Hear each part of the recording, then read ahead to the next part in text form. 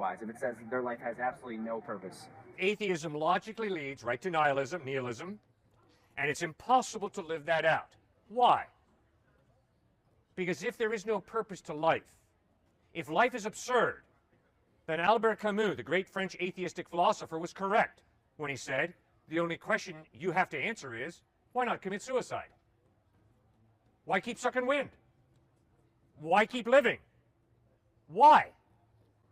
And Camus' point was, if you really believe that life is absurd, you've got to seriously contemplate suicide.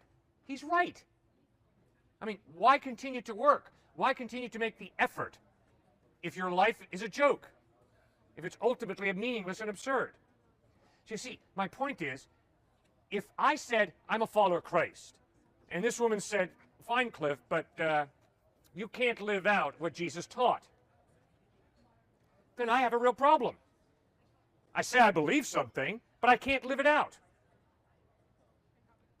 And I better go back and re-examine my faith in Christ. Well, the same thing is true for the atheist and the nihilist. If you say there is no God, life is absurd, there is no purpose to life, then why are you living your life as if there is purpose? Why are you creating your own purpose in life? You told me you believe there is no purpose. Well, if there is no purpose, live it out. You can't. You're always attaching value, significance, meaning to your life. Wow, I wonder why you're doing that. Is it not more probable the reason you do that is because you were made for a purpose? To love God and to love others, to work, to get a good education, to develop your mind so you can do a better job, to be creative, and to make this world more like heaven will be. Huh, how about that?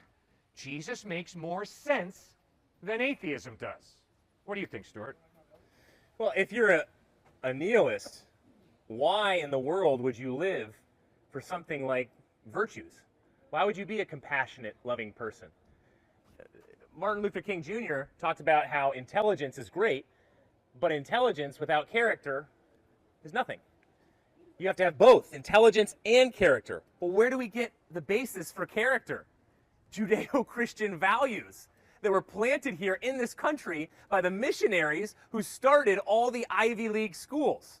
I don't know if Christians started this school, but every single Ivy League, Harvard, Yale, Dartmouth, were all started for the sake of Christian missionaries who planted in the character that Martin Luther King Jr. is talking about.